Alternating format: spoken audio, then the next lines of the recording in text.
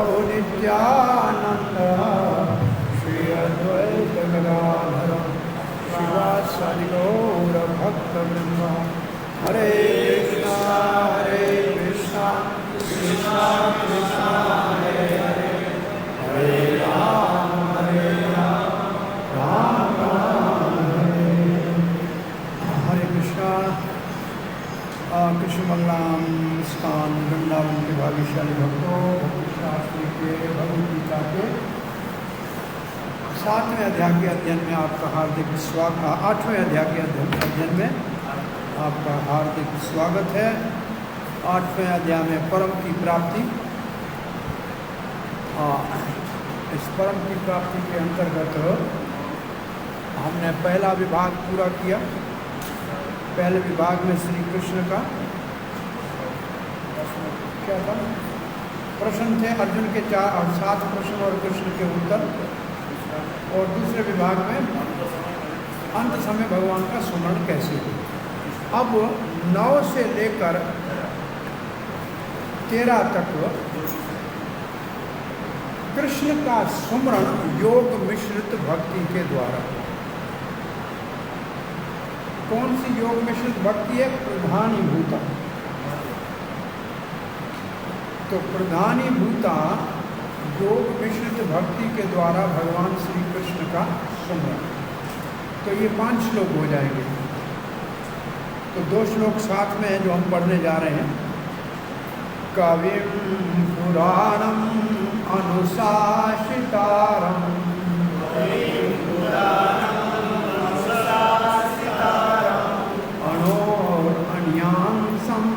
अनुसंवेदया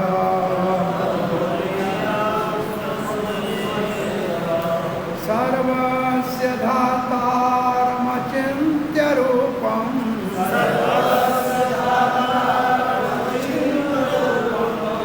आदित्यवर्णं तमस्य प्रस्तात् प्रयाणकाले मनसा चलेन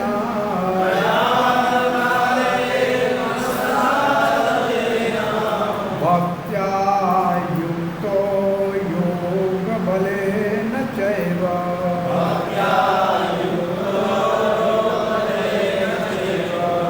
भ्रुवोर्मध्ये प्राणमावेश्य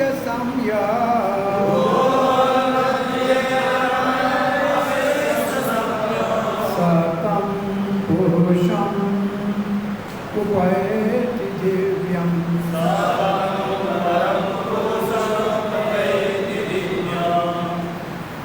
प्रयाण काले।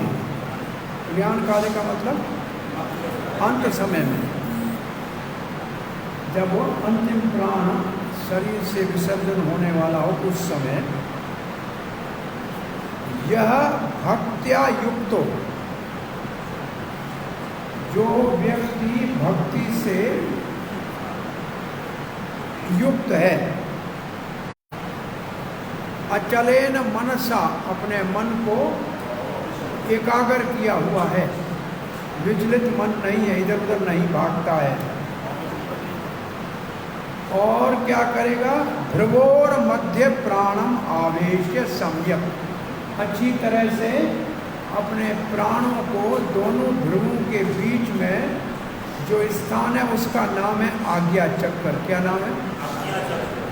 दोनों भ्रुवों के बीच में आज्ञा चक्र के ऊपर अपने प्राण को स्थित करें। कैसे करें? योग बलेना, योग के अभ्यास से, योग के बल के ऊपर। और तब क्या करे? अनुसमरेद, और मेरा अनुसमरण करे। अनुसमरण करे किसका? नहीं, अभी यहाँ लिखा है किसका अनुसमरण करे, ये है पहली लाइन। कवि का स्मरण करे। कवि का मतलब सर्वज्ञ। कवि का क्या अर्थ है? भूत भविष्य वर्तमान को जानने वाला, सर्वज्ञ। पुराणम का मतलब आदि पुरुष। अनुशासितारम का अर्थ है नियंता, उपदेष्टा। उपदेश करने वाला, नियंता भी और उपदेशता भी। तो ये तीन हैं विशेषण जिसका ध्यान करना है या जिसका स्मरण करना है। किसका स्मरण करना है? कवि का करना है, पुराण का करना है, अनुशास्त्रीराम का करना है। ठीक है, बोला जिसके स्मरण करें वो कितना छोटा है? बोला छोटे से भी छोटा है। क्या लिखा है देखो, अणोर अणियाम, अणु से भी छोटा है। आत्मा तो बाल के अगर भाग के 10,000 के समान है, उसके हृदय में प्रवेश कर जाता है, इतना छोटा है। तो वो है छोटे में सबसे छोटा, और परंतु है सर्वव्यापक, सर्वस्य धाकारम, सबको धारण किया हुआ है, सब उसी के आधार के ऊपर टिके हुए हैं। है छोटे से छोटा परंतु बड़े से बड़े सब लोगों को धारण किया हुआ है। सर्वस्य धातारम, बोला ये कैसे समझ में आया? छोटे से छोटा भी है और सर्व सबको धारण करने वाला बड़े से बड़ा भी है। बोला अचिंत्य रूपम। तो मुख्य बात क्या है? प्रभुपाद के तात्पर्य में एक शब्द मुख्य है कि भगवान का रूप है। भगवान निर्विशेष नहीं है, भगवान शून्य नहीं है, अचिंत्य भगवान का रूप है। ये भगवान का रूप कैसे है? बोला अचिंत्य है। अचिंत्य की परिभाषा हमारे तात्पर्य में आएगी। अचिंत्य किसको कहते हैं ये हमको समझना है। ठीक है, अचिंत्य रूपम आदित्य वर्णम। वैसे वर्ण का उसका अपना एक स्वरूप है, स्वतंत्र स्वरूप है, जो सूर्य के समान अपने आप प्रकाशमान है, आदित्य के समान जिसका स्वतंत्र स्वरूप है, आदित्य वर्णम।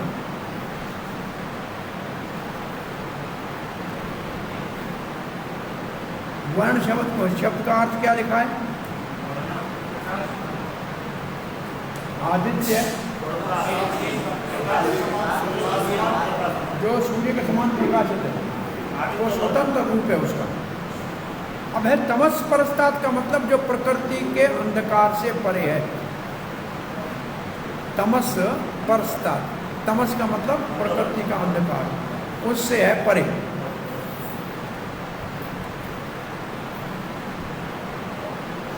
ऐसे सतम पुरुषम, सतम परम पुरुषम उपैति दिव्यम, उस दिव्य परम पुरुष को प्राप्त करेगा योगी। इसका मतलब उसके धाम में जाएगा।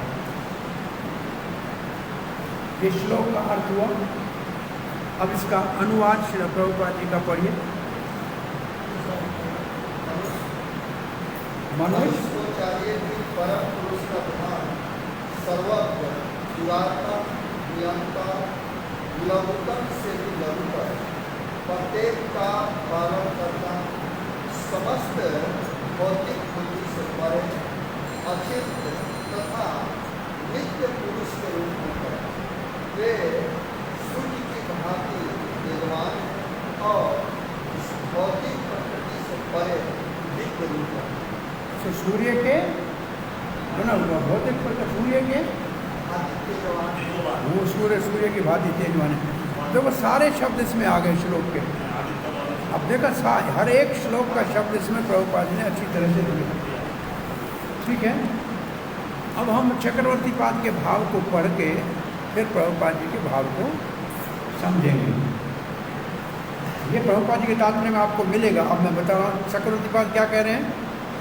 कह रहे हैं कि योग अभ्यास के बिना, योग के अभ्यास के बिना मन को इंद्रियों के विषयों से हटाना असंभव है, मुश्किल है, कठिन है।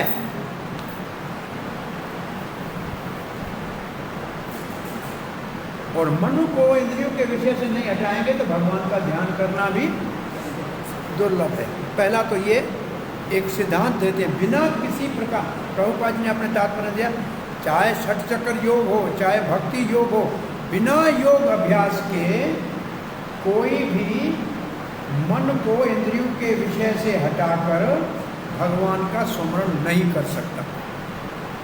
बहुत मुश्किल है। तो क्या हुआ ये सिद्धांत हुआ। बिना योग अभ्यास के कोई भी योग हो, भगवान का ध्यान करना और मन को इंद्रियों के विषय से हटाना कठिन है, पहली बात। इसलिए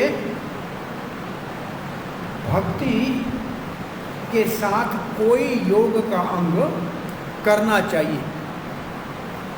अब चक्रवर्ती पाल लिखते हैं, इसलिए आने वाले 5 श्लोकों में इसको जो ये है 3 और योग मिश्रित भक्ति का वर्णन भगवान श्री कृष्ण कर रहे हैं।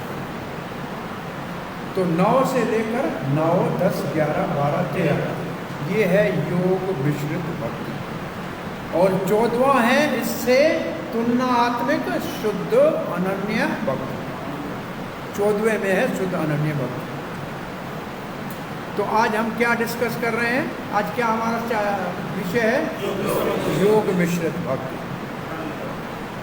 अब उन शब्दों का अर्थ लिखें। कवि किसको कहते हैं? जो सर्वव्यापक है। अब कहते सर्वव्यापक तो बहुत हो सकते हैं भाई। योगी भी सर्वव्यापक है, भूत भविष्य वर्तमान को जा सकता है। सनक आदि कुमार भी सर्वव्यापक हैं, योगी हैं। बोला केवल सर्वव्यापक नहीं है, परंतु पुराणम है। वो पुराण नहीं है, ये अनादि है, इसका कोई आदि नहीं है। तो केवल कवि से काम नहीं चलेगा, पुराणम साथ में है। तो पुराण साथ में आने से जो अन्य योगी कवि हैं वो कट जाएंगे, क्योंकि वो सब पुरातन नहीं है। अच्छा, पुरातन भी कोई है? हाँ, यदि जीवात्मा ही पुरातन है, अनादिकाल से चल रहा है, परंतु भक्ति का उपदेशक तो नहीं हो सकता है। ये अनुशासितम का अर्थ है कि भक्ति का उपदेशक परमात्मा नहीं हो सकता। तो ये 3 विशेषण है भगवान का जिसको ध्यान करना चाहिए। कवि, पुराणम, अनुशासन। इसलिए भगवान को शास्तारम कहते हैं। उसका अर्थ है आध्यात्मिक गुरु, जो शिक्षा देते हैं भक्ति के विषय में। परंतु जो स्वयं आते हैं कृष्ण राम के रूप में, तो स्वयं इस शिक्षा को स्वीकार करते हैं और दूसरों को देते भी हैं, उदाहरण बनते हैं। फिर लिखते हैं क्यों देते हैं शिक्षा? बोला दयालु है, दयालु है इसलिए शिक्षा। बहुत बड़े दयालु हैं। फिर कहते हैं भले वो दयालु हैं, फिर भी उनको समझना बहुत मुश्किल है। बोला क्यों? बोला छोटे से छोटा है, कैसे समझोगे? वो तो आत्मा से भी सूक्ष्म है, उसको कैसे समझोगे?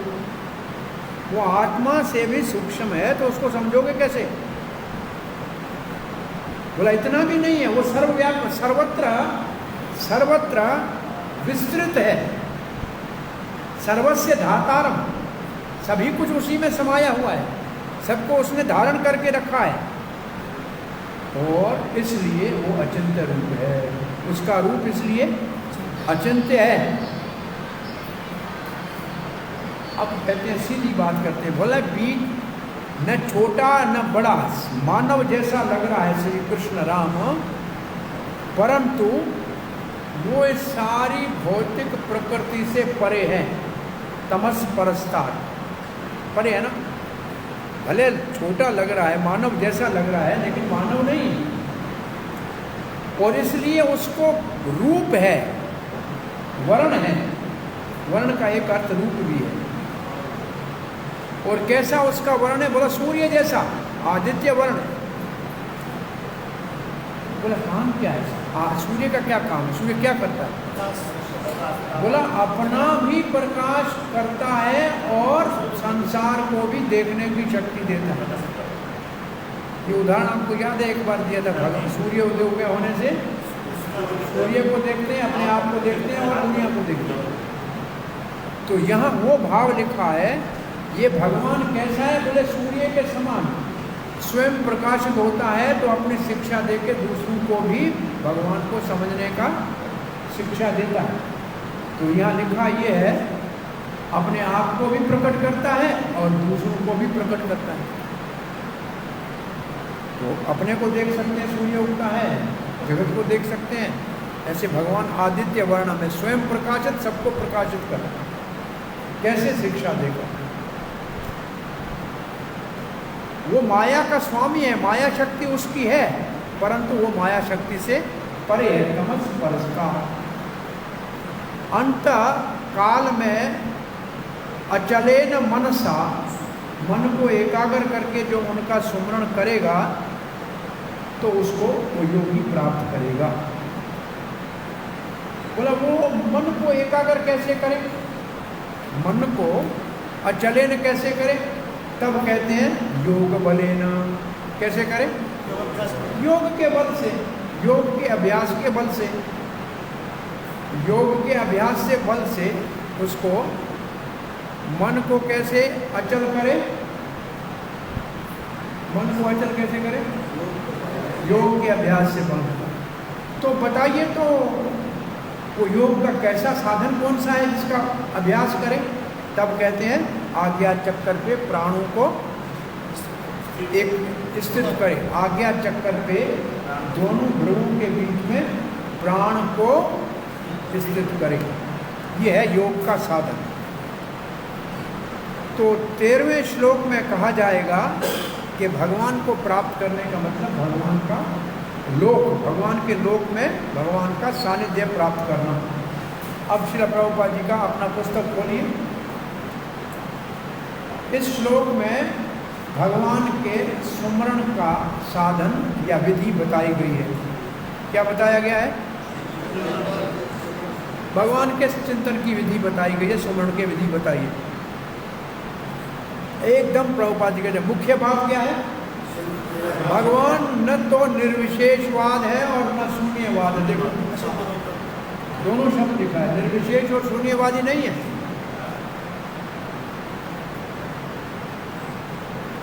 और फिर प्रभुपाद जी क्या एक बात कहते हैं, कोई निर्विशेष और शून्य का तो ध्यान हो ही नहीं सकता। भाई ध्यान क्या करोगे शून्य का और निर्विशेष का? नहीं कर सकते। इसलिए ध्यान करना है तो भगवान निर्विशेष और शून्यवादी नहीं, उसका स्वरूप होना चाहिए। परंतु भगवान श्री कृष्ण का चिंतन या स्मरण बहुत आसान है और वास्तव में यह समझाया गया है। तो सबसे पहले क्या करना चाहिए, समझना चाहिए, भगवान एक व्यक्ति है, भगवान एक पुरुष, एक व्यक्ति है। जैसे भगवान रामचंद्र, भगवान श्री कृष्ण नाम लेते हैं तो उनका रूप आता है। कृष्ण कहते हैं बांसुरी, राम जी कहते हैं धनुष बाण हाथ में है, तो उनके रूप का चिंतन अपने आप हो जाता है। कोई राम का चिंतन करे या कृष्ण का करे, कैसे करें वो इस श्लोक में बताया गया है। अब प्रभुपाद जी कहते हैं चाहे राम का करो चाहे कृष्ण का करो, उनकी विशेषता क्या है? पहले तो वो कवि है। अब कवि को सर्वव्यापक को प्रभुपाद जी क्या लिखते हैं? वो भूत भविष्य वर्तमान को जानते हैं, वो सब कुछ जानते हैं। ये है कवि की परिभाषा।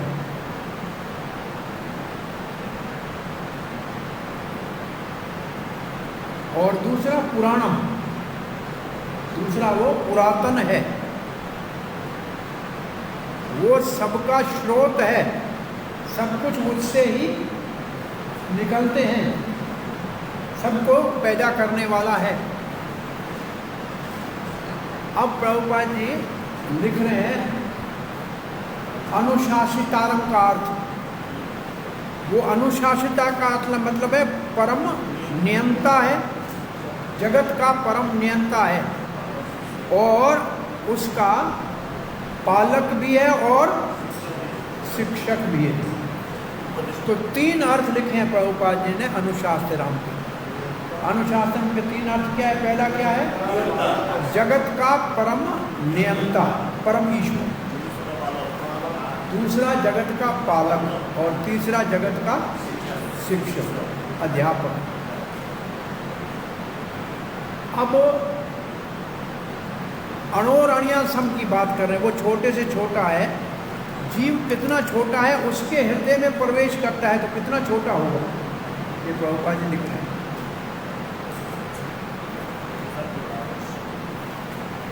वो इतने छोटे होते हुए भी सर्वव्यापक है और सबका पालन करते हैं, सबका धारण करते हैं।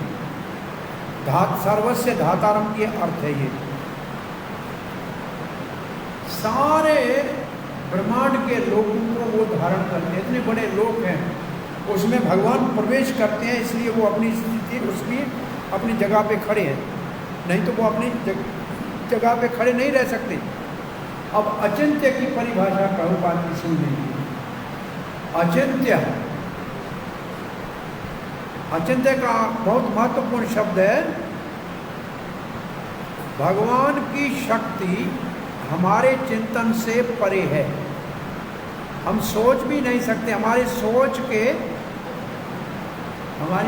के परिधि से परे है, दायरे से परे है, इसलिए उसको अचिंत्य कहते हैं। तो पहले अचिंत्य का कारण क्या हुआ, हमारी सोच के परिधि से परे है। दूसरा, कौन उसके विषय में तर्क कर सकता है, इसका मतलब तर्क से परे है। वो सारे भौतिक जगत में प्रविष्ट है, क्या तर्क करते हैं। हम इस भौतिक जगत को भी नहीं जान सकते हैं जो छोटा सा है आध्यात्मिक जगत की तुलना में, तो उससे परे भगवान को कैसे जान सकते हैं। तो अचिंत्य का, अब दोबारा प्रभुपाद, इसका मतलब अचिंत्य का अर्थ है भौतिक जगत से परे एक, और दूसरा तर्क वितर्क से या दर्शन और सिद्धांत के चिंतन से जिसको न समझा जा सके। तो आप अचिंत्य की परिभाषा क्या है, श्लोक संख्या 9 और 10 में, ये आप छोटा सा एक नोट बना लीजिए अपने लिए, तो आपको पता लगे कि अचिंत्य की परिभाषा क्या होगी। हमारी सोच से परे, भौतिक जगत से परे, तर्क वितर्क से परे, दर्शन सिद्धांत से परे, उसको कहते हैं अचिंत्य। और प्रभुपाद जी तर्क क्या दे रहे हैं, भौतिक जगत हमारे सामने है, वो तो जानते नहीं है, तो इससे परे आध्यात्मिक जगत को कैसे जानेंगे, और उससे परे भगवान को कैसे जानेंगे जो उससे भी परे है।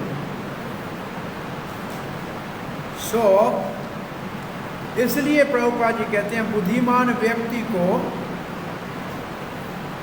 वैरत के तर्क वितर्क को त्याग कर मन से संकल्प विकल्प करना छोड़ के वेद, भगवत गीता, भागवत जैसे शास्त्रों का अनुशीलन करना चाहिए। उन्होंने जो सिद्धांत स्थापित किए हैं उनको मानना चाहिए, तभी हम भगवान को समझने में आगे बढ़ सकते हैं। इस श्लोक में स्पष्ट रूप से कहा गया है, अंत समय भक्ति से परम पुरुष भगवान के ऊपर मन को केंद्रित करना चाहिए। भक्त्या, योग बले न भक्त्या, और जो योग का अभ्यास करते हैं उनके लिए कहा गया है कि आज्ञा चक्कर पे अपने प्राण को स्थित करो। तो अब प्रभुपाद जी आप क्या कर रहे हैं, भक्ति वालों को अलग कर रहे हैं, शुद्ध भक्ति वालों को योग मिश्रित भक्ति से अलग कर रहे हैं। कहते षड चक्कर योग जो है उसमें 6 चक्रों का ध्यान किया जाता है, और शुद्ध भक्त को इस चक्कर में पड़ने की जरूरत नहीं है। कृष्ण भावना ही अपने आप में परिपूर्ण है। अंत समय भगवान श्री कृष्ण की कृपा से सुमरण हो जाएगा। ये इस श्लोक में, ये 14वें श्लोक में कहा जाएगा, ये बात 14। तो षड चक्कर कौन से हैं, नाम तो आने चाहिए ना हमको थोड़े बहुत। एक चक्कर बताया, कौन सा बताया, आज्ञा चक्र। तो बाकी 5 चक्कर कौन से हैं?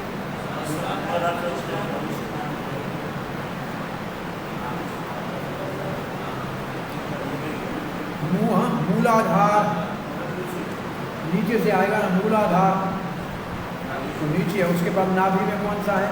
अनंत है, क्या नाम उसका? इनके नाम क्या है? फिर छाती में है, हृदय में है, फिर कंठ में है, फिर ये भ्रू के बीच में और अंत वाला ये कपाल के, इसको ब्रह्मरुद्र यहाँ से बाहर जाता है। तो चक्रों के नाम ढूंढो। सहस्र तो ये है, इसको ब्रह्मरुद्र भी कहते हैं, सहस्र भी कहते हैं, जहाँ से प्राण अंत में योगी अपना निकालता है। तो पहले नीचे सबसे है गुदा के वहाँ, उसको कहते हैं मूलाधार। और दूसरा आ गया, हमको दो आ गए नाम, बाकी तीसरे अधिष्ठान है, मणिपुर है, ढूंढो। जो नाभि के पास है उसका क्या नाम है?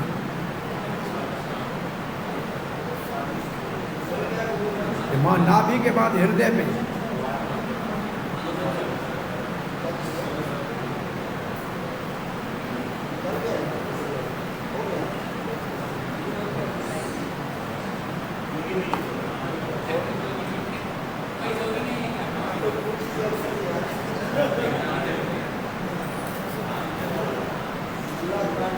भाई कहीं हम प्रचार करने जाएं, हम कहें 6 चक्कर भी तो पूछे कौन से चक्कर है तो क्या कहेंगे? हम कहेंगे हमको चक्कर में पड़ना ही नहीं। तो हम एक चक्कर जानते हैं, सुदर्शन चक्कर, बस उसका शरण ले लिया, सब काम हो गया, बाकी चक्कर समाप्त।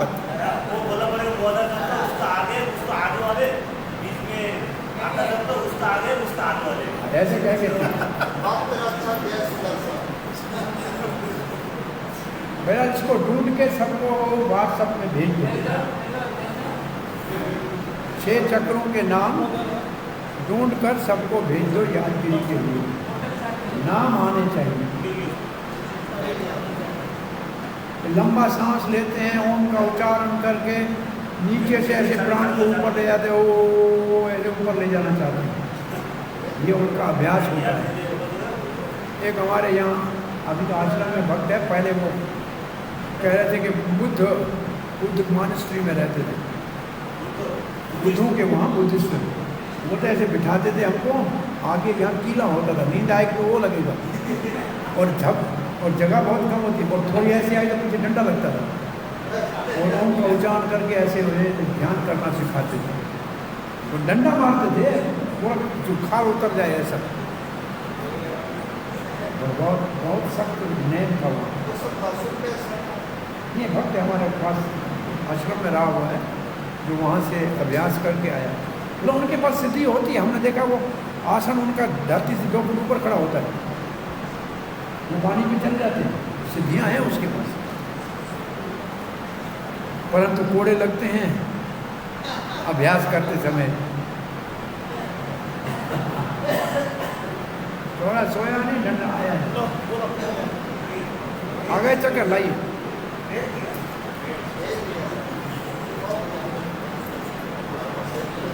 मूलाधार चक्र, स्वाधिष्ठान, मणिपुर, अनाहत, हृदय तक, ये हृदय में,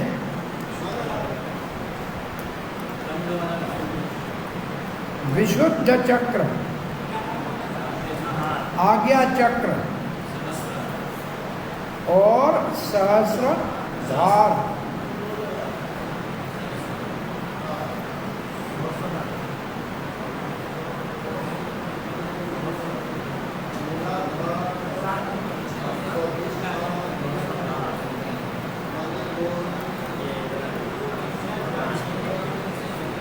क्या नाम हो गए चक्रों के जी? तो नीचे जो मूलाधार, फिर स्वाधिष्ठान, फिर मणिपुर, फिर अनाहत, फिर विशुद्ध, और फिर आज्ञा, और फिर सहस्रधार है क्या? मूला नीचे धार, और छाती में जो है वो तो है सीधा सा अनाहत। अनाहद। अभी एक ने भाषा क्या लिखी है, मैं पढ़ूँ, आप परेशान नहीं होना। मूलाधार का मतलब मैं हूँ।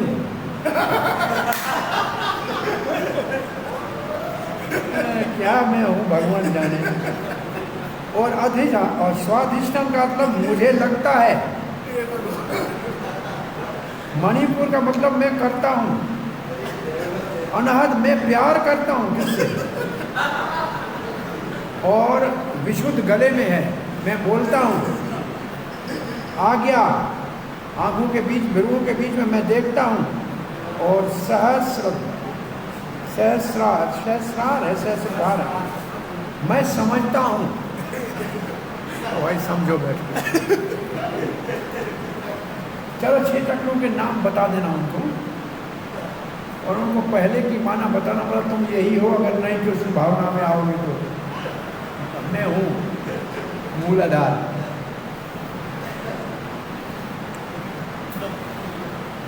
प्रभुपाद कहते हैं योग बलेन जो लिखा है, ये बड़ा महत्वपूर्ण है कि किसी न किसी योग का अभ्यास करना ही पड़ेगा। षट चक्र करो या भक्ति करो, बिना योग अभ्यास के कोई भी दिव्य स्थिति को प्राप्त अंत समय नहीं कर सकता। अचानक भगवान का स्मरण हो जाए अंत समय, ये संभव नहीं है।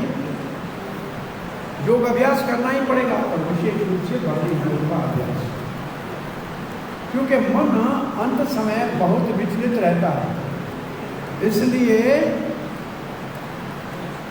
दिव्य योग के अभ्यास करने की जीवन भर आवश्यकता है। अब मानो भगवान ने कहा योग अभ्यास करो, अंत समय मेरे पास मतलब योग करें कैसे, तो इसका साधन क्या है, आज्ञा चक्कर में कैसे पहुंचे, तो ये श्लोक बोला जा रहा है उसके लिए। यदाक्षरं वेद विदो वदन्ति विशन्ति यदयत्यो वीतरागाः यदिच्छन्तो ब्रह्मचर्यं चरति तत्ते पदं संग्रहेण प्रवक्ष्ये।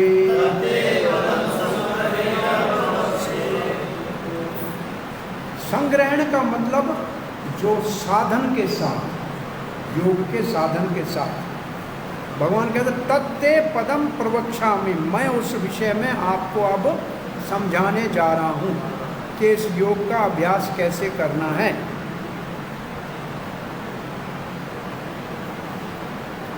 यद अक्षरम वेद विदो वदंती, जिसको वेद के जानने वाले ओम कहते हैं। यहाँ अक्षर का अर्थ है ओम। ओम इति एकाक्षरम, यहाँ ये आगे आएगा, तो अक्षर कहते हैं ओम को। वेद में जिसको ओम कहते हैं वो अक्षर है। और विशंति यद यतियो वीतराग, यति का मतलब सन्यासी, वीतराग को त्याग करके और जिन्होंने सब छोड़ दिया है, और यद इच्छन्ति, उसको प्राप्त करने की इच्छा करते हैं, और वो ब्रह्मचार्य का पालन करते हैं। अब पढ़िए अनुवाद। जो वेदों के ज्ञाता हैं, जो ओंकार का उच्चारण करते हैं, वेदों के ज्ञाता हैं जो वेद विषम को और अक्षर की माना है ओंकार, और जो संन्यास आश्रम के बड़े बड़े मुनि हैं। ठीक है, ये है यति का अर्थ। यति का अर्थ है सन्यासी। वे ब्रह्म में प्रवेश करते हैं, ऐसी सिद्धि की इच्छा करने वाले ब्रह्मचर्य व्रत का अभ्यास करते हैं। बस पूरा। अब मैं तुझे वह विधि बताऊंगा जिससे कोई भी व्यक्ति मुक्ति लाभ कर सकता है। तो भगवान ये विधि बताने जा रहे हैं कि ये योग का अभ्यास कैसे किया जाए। ठीक है, चक्रवर्ती पर कहते आपने कहा प्राणों को आज्ञा चक्कर में स्थित करो, बताओ तो ये योग का अभ्यास किया कैसे जाता है। ये प्रश्न उठते हैं, उठाया गया है। ये योग कैसे होता है, क्या जपना चाहिए, किसका ध्यान करना चाहिए, और योग से क्या प्राप्त होगा। 4 प्रश्न चाहिए। क्या योग कैसे किया जाए, क्या जपा जाए, किसका ध्यान किया जाए और क्या प्राप्त हो। ये 4 चीज़ें, और इन चारों के लिए आने वाले 3 श्लोकों में उत्तर दिया गया है। तो अब जो इसके बाद 3 श्लोक हैं, ये एक और 2 दूसरे, तो उसमें इन 4 बातों का उत्तर दिया गया है। क्या जपना, कैसे करना, किसका ध्यान करना और क्या लाभ। ठीक है।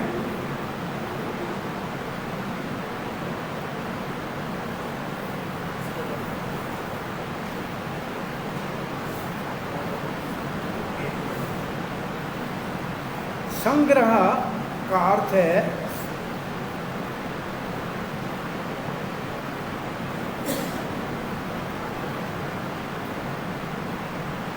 जिसके द्वारा सम्यक गृह्यते, सम्यक गृह्यते, पूर्ण रूप से किसी को जाना जाए, उसको कहते हैं संग्रह। संग्रह में एक शब्द है सम्यक, मतलब पूर्ण रूप से, और दूसरा है ग्रह, गृह्यते, पूर्ण रूप से किसी चीज़ को समझना, उसको कहते हैं संग्रह। संग्रहण का मतलब पूर्ण रूप से समझने की विधि आपको बताने जा रहा हूँ। बलदेव विद्याभूषण कहते हैं प्राणों को आज्ञा चक्र में कैसे स्थित करूँ। अर्जुन कहता है मैं नहीं समझ सकता हूँ। तो भगवान कहते हैं कोई बात नहीं, मैं आपको बताने जा रहा हूँ। वही बात है, क्या जपना है, किसका ध्यान करना है, क्या लक्ष्य है, वही बात है। भगवान ये श्लोक बोल रहे हैं वेदों को जानने वाले ओंकार को अक्षर ब्रह्म कहते हैं, और सन्यासी अज्ञानता वीतराग को त्याग करके उसको प्राप्त करना चाहते हैं, ब्रह्म को, और उस ब्रह्म को ओम के नाम से जाना जाता है।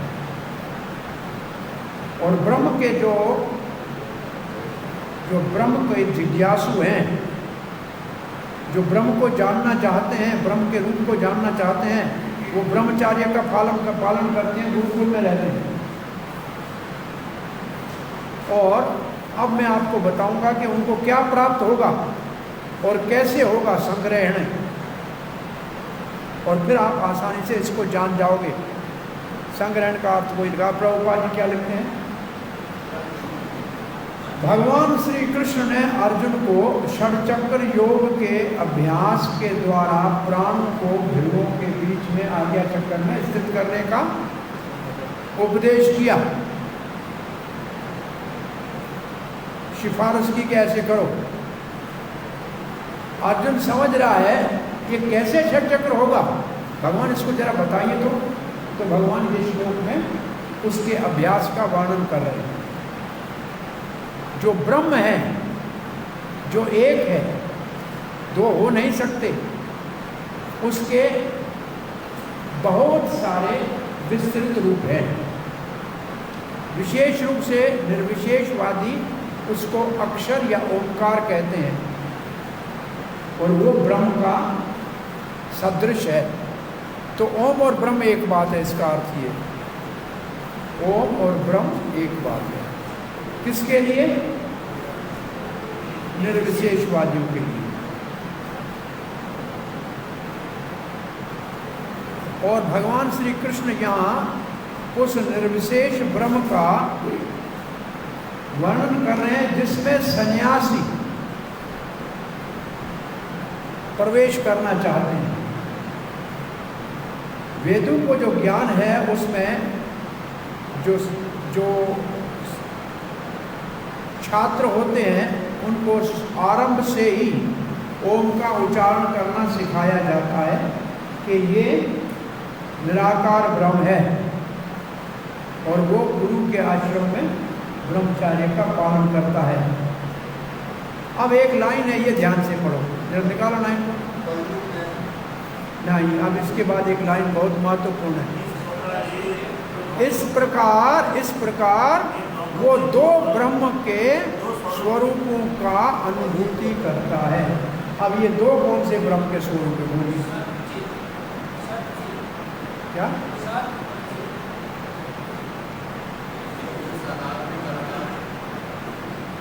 इस प्रकार वो ब्रह्म के दो स्वरूपों का साक्षात्कार करता है।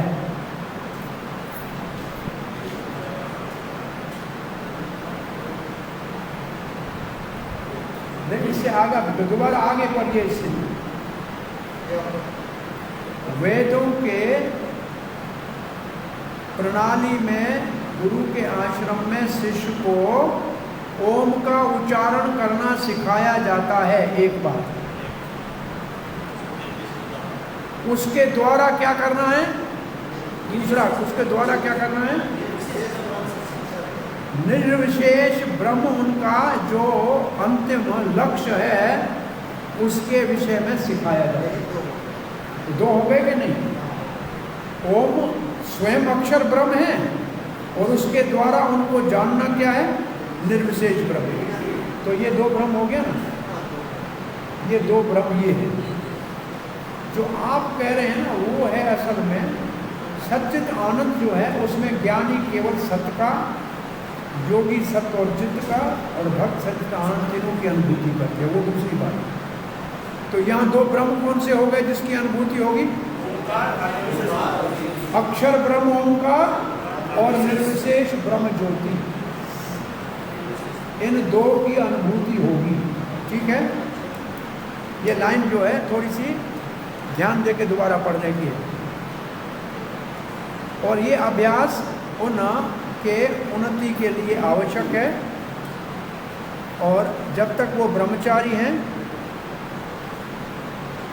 अब प्रभुपाद के लिए ब्रह्मचारी रहना बहुत मुश्किल है। अब प्रभुपाद जी उसके लिए कारण दे रहे हैं। इस वक्त जो समाजी ढांचा है इतना परिवर्तन हो चुका है कि कोई भी ब्रह्मचार्य का पालन 5 साल की आयु से नहीं कर सकता। ये है प्रभुपाद जी समाजी ढांचा लिखा है। क्या लिखा है इसमें? ढांचा। ठीक है। तो ब्रह्मचारी अब सारे विश्व में बहुत सारे ऐसे शिक्षा के स्थान हैं, ज्ञान प्राप्त करने के अलग अलग विभाग हैं, परंतु एक भी ऐसा स्थान नहीं है जहाँ ब्रह्मचारी के नियम को सिखाया जाए। स्कूल, कॉलेज, यूनिवर्सिटी में ब्रह्मचारी की शिक्षा अलभ्य है, नहीं मिलती है कहीं भी। हम पढ़ते थे, उसको समझिए आज से हो गए 60 साल पहले। तब स्कूल में ब्रह्मचार्य के लिए कहते थे लंगोट पहनो। स्कूल में मास्टर एक स्पेशल सिखाता था। तब ये दिमाग में थोड़ा था, वो पुराना कल्चर जो गुरुकुल का था वो था। तो वीरज की रक्षा करनी है ये सिखाया जाता था कि ब्रह्मचारी की परिभाषा समझाई जाती थी। लेकिन अब ये नाम, इसका नाम निशान कहीं नहीं।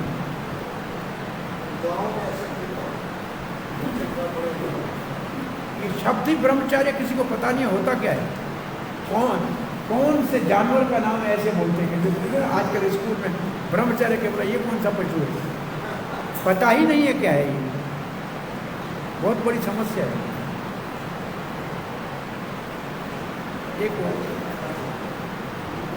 एक एम्स का एक प्रोफेसर था आम वाला, वो ब्रह्मचार्य के विषय में एक दिन मुझे कह रहा था कि जितनी शक्ति एक समय विविध फलित होने में होती है वो शक्ति एक 60 वाल्ट का बल्ब जला सकती है। बल्ब का बल्ब जो है ना उसमें प्रकाश करे इतनी उसमें शक्ति होती है। जो उसके अंदर शक्ति बनाने की शक्ति है ना वो ऐसी होती है। तो बताइए कि कितना शक्ति है, एनर्जी हमारे अंदर है। यही तो वो साधु पुराने इसको ऊर्ध्वरेता ऊपर ले जाते थे तो ये सब चीज़ें उनको समझ में आती थी। तो इसलिए ब्रह्मचार्य बहुत आवश्यक है। जब तक कोई ब्रह्मचार्य का पालन नहीं करेगा आध्यात्मिक जीवन में उन्नत होना बहुत कठिन है, लिखा है। आध्यात्मिक जीवन में उन्नत होना बहुत कठिन है। इसलिए भगवान श्री चैतन्य महाप्रभु ने कली काल के लिए कहा है कि भगवत साक्षात्कार का एकमात्र मार्ग है हरे कृष्णा कृष्णा कृष्णा हरे हरे, हरे राम राम राम हरे हरे। तो अब षडचक्र के अक्षर का उच्चारण के बाद अब 2 श्लोक और आ रहे हैं। सर्वद्वाराणि संयम्य मनोहृदय निरुध्य च धन्याध्यात्मं प्राणम् आस्थितो योग धारणा ओमिति एकाक्षरं ब्रह्म विहारन् यः पश्यति त्यजं देहं यः प्रयाति त्यजं देहं स याति परमां गतिम्। यः प्रयाति त्यजं देहं, देह के त्याग के समय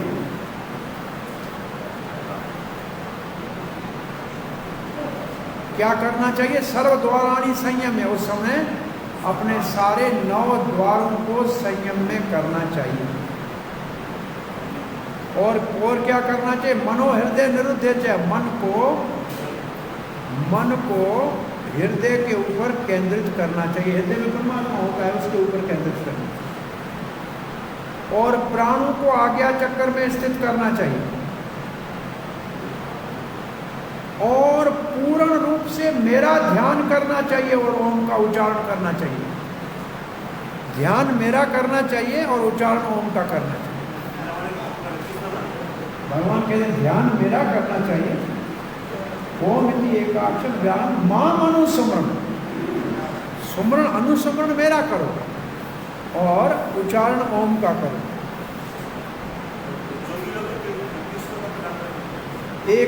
ओम इति एकाक्षर और माम अनुस्मरण, मेरा सुमरण निरंतर करो, तब मेरे लोक को प्राप्त करोगे।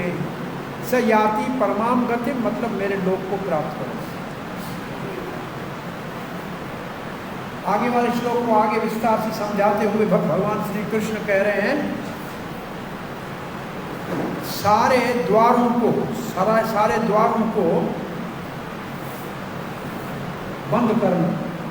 आंखों से देखना नहीं, कानों से सुनना नहीं, नाक से सूंघना नहीं, मुंह से बोलना नहीं, इस सारे द्वारों को बंद करना। और फिर क्या करना है? हृदय को मन के ऊपर केंद्रित करना है और प्राण को आज्ञा चक्र के ऊपर स्थित करना है और मेरा ही शरण लेना है। योग धारणा, मेरा योग के धारणा से शरण लेना है और ओम का उच्चारण करना है। मेरा ब्रह्म के रूप में ध्यान करना है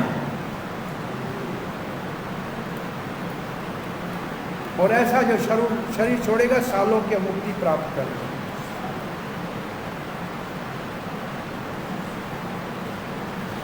जैसे 3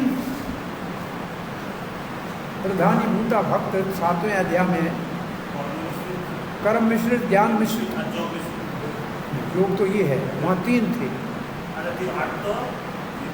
8 जिज्ञासु वाले जो थे वो जिनको जो उनको गति मिली वो इसको भी मिलेगी। 100 रुपया हो जाए, सालों के 100 रुपया। कौन सा लोग मिलेगा? ये योग में से प्रधानीभूता है, ये भगवान के धाम जाएंगे।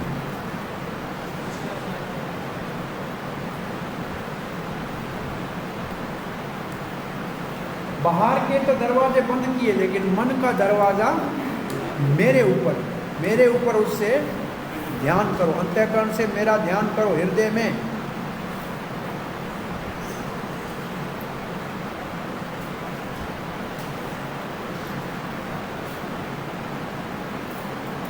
अपने हृदय कमल में प्राणों को आज्ञा चक्कर में, मेरा ध्यान हृदय में करो, प्राणों को आज्ञा चक्कर में ले जाके स्थित करो, और फिर मूर्धन्य आधाय, और सुषुमा ऊपर जाती है, ऐसे उसको ऊपर ले जाओ, जैसे गुरु ने सिखाया है, प्राणों को यहां से बाहर निकालो। योग धारणम आत्मनः, भगवान का चरण से लेकर मुकुट तक ध्यान करना है। अंदर ओम का उच्चारण करे, वो ब्रह्म का प्रतीक है। ओम को एक अक्षर कहा गया है क्योंकि ये मुख्य शब्द है, अविनाशी है। और ध्यान करे किसका? अनुसमनम, मतलब ध्यान करे मेरा, परमात्मा के रूप में। और शब्द के रूप में कहा, हम प्रभुपाद की तात्पर्य में आएंगे। ऐसे अगर शरीर छोड़ा तो मुक्ति मिलेगी, मेरे धाम में सालोक्य को प्राप्त करेगा।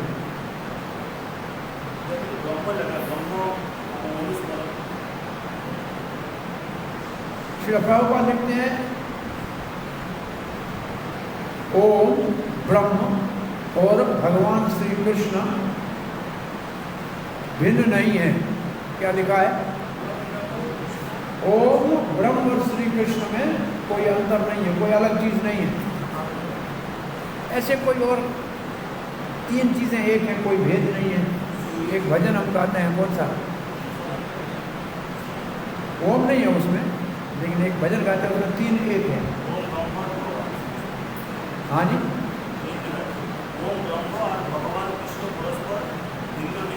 ये ठीक है। एक भजन गाते हैं, कौन सा? से जय गौर से कृष्ण से जगन्नाथ, बोल जैसे ऐसे ये लिखा है, वो तीन एक है। हाँ,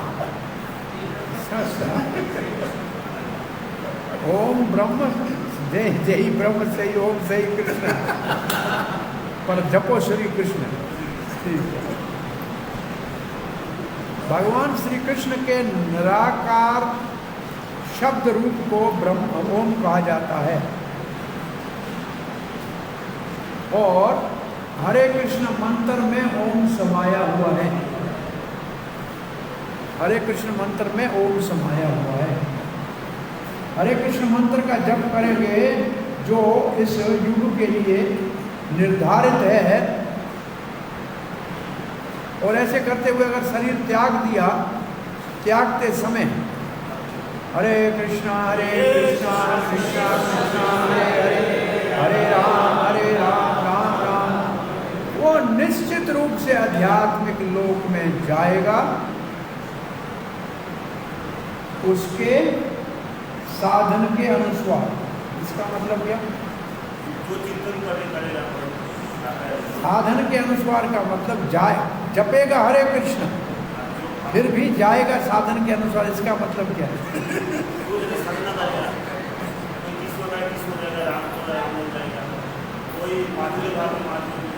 जिस भाव का होगा उधर जाएगा। एक बात, जो उपासक है लक्ष्मी नारायण का, वो तो जाएगा वैकुंठ। जो सीताराम का उपासक है वो साकेत जाएगा, और राधा कृष्ण का उपास है तो राधा कृष्ण के लोक में जाएगा। सख्य भाव का है तो सख्य भाव को प्राप्त करेगा, दास्य है तो दास्य प्राप्त करेगा। इसका अर्थ ये। अब कृष्ण के भक्त कृष्ण लोग वो लोग वृंदावन जाएंगे। और भी जितने साकारवादी हैं उनके लिए भी अनंत लोक हैं जिनको वैकुंठ कहते हैं, और निराकारवादियों के लिए केवल ब्रह्म लोक है।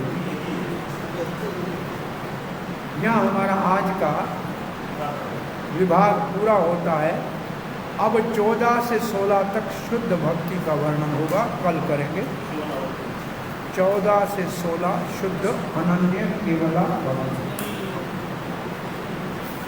तो अब हमारे पास समय है 20 मिनट का, 25 मिनट का। 2 ग्रुप अपना प्रश्नों का भाव अब प्रस्तुत करेंगे।